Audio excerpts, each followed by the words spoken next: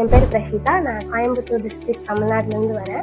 நான் Isaiah international யூனிவர்சிட்டியில் first ஸ்டூடெண்ட்டாக படிச்சுட்டு இருக்கேன்.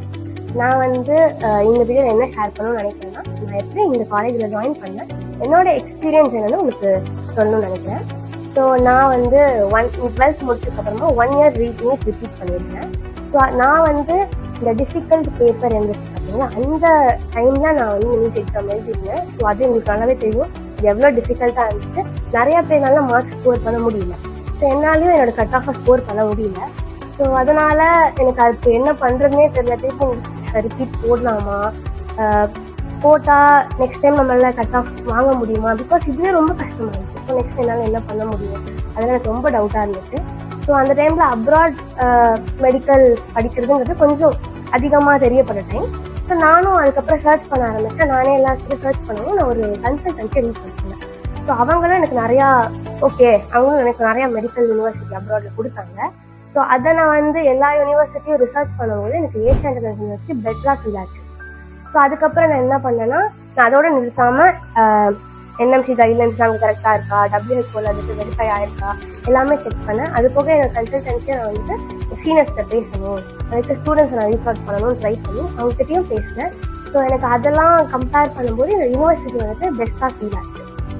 அப்புறம் எங்கள் வீட்லேயும் எல்லாமே ஓகேனப்போ நான் எங்கள் யூனிவர்சிட்டி வந்ததுக்கப்புறம் நான் ஒரு எக்ஸ்பெக்டேஷன் வச்சு வந்தேன். ஸோ அந்த எக்ஸ்பெக்டேஷனில் குறையே இல்லை. ஈக்குவலி நான் எப்படி நினச்சனோ அதே மாதிரி தான் யூனிவர்சிட்டியும் இருக்குது. இந்த யூனிவர்சிட்டியில் எது பெஸ்ட்டுன்னு பார்த்தீங்க அப்படின்னா, எனக்கு பர்சனலாக ரொம்ப பிடிச்சது டீச்சர்ஸ் மற்ற அப்ராட் யூனிவர்சிட்டி எல்லாருமே லோக்கல் டீச்சர்ஸ், அவங்க ஊர் டீச்சர்ஸ், அந்த லோக்கல் லாங்குவேஜ் நம்ம படிக்கிற மாதிரி இருக்கும். ஸோ நம்ம கம்ஃபர்டபுளாக இருக்காங்க. பட் எங்கள் யூனிவர்சிட்டியில் தமிழ் ஸ்டாஃப் இருக்காங்க, ஹிந்தி ஸ்டாஃப் இருக்காங்க, நம்ம நெய்பரிங் கண்ட்ரீஸில் மட்டுமே தான் ஸ்டாஃப் இருக்காங்க.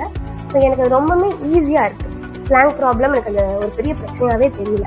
Next food. எல்லாருமே அப்ராட் வரக்கு முன்னாடி யோசிக்கிற விஷயம் ஃபுட்டு. ஏன்னா நிறைய கண்ட்ரியில் ஸ்டூடெண்ட்ஸ் எப்படி இருக்காங்கன்னா, அவங்க குக் பண்ணிவிட்டு அவங்களே சாப்பிட்டுட்டு அவங்களே எல்லாமே பண்ணுற மாதிரி இருக்குது. படிக்கிறதையும் மேனேஜ் பண்ணி குக்கும் பண்ணி அது ரொம்ப கஷ்டமாக ஃபீல் பண்ணுறாங்க. ஆனால் எங்கள் யூனிவர்சிட்டியில் ஹாஸ்டல்லையே மெஸ் இருக்குது.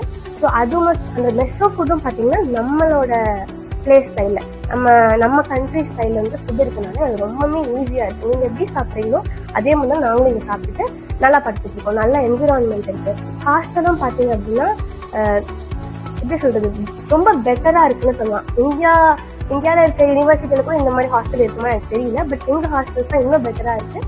ஸோ நல்ல என்விரான்மெண்ட்டில் எக்ஸ்ட்ரா மெடிக்கல் யூனிவர்சிட்டிலாம் நம்மளால் ஸ்போர்ட்ஸ் போக முடியாது, மியூசிக் கற்றுக்க முடியாது, டான்ஸ் ஆட முடியாது. அப்படிங்கிறதெல்லாம் எல்லாத்தோட ஒரு இதுவுமே இருக்கும். எல்லாமே ஒரு மித்து தான். நாங்கள் ரொம்ப என்ஜாய் பண்ணுறோம். படிக்கிறதும் எனக்கு பெரிய கஷ்டமாக தெரியல. ஸோ ஃபுட்டும் ப்ராப்ளம் இல்லை. என்ன கொஞ்சம் ஹோம் சிக் இருக்கும், அது எல்லாருக்குமே இருக்கிறது தான். மற்றபடி இங்கே எந்த பிரச்சனையுமே கிடையாது. ஸோ நான் 100% எங்கள் யூனிவர்சிட்டியில் ஜாயின் பண்ணுறதை நான் ரெக்கமெண்ட். தேங்க்யூ.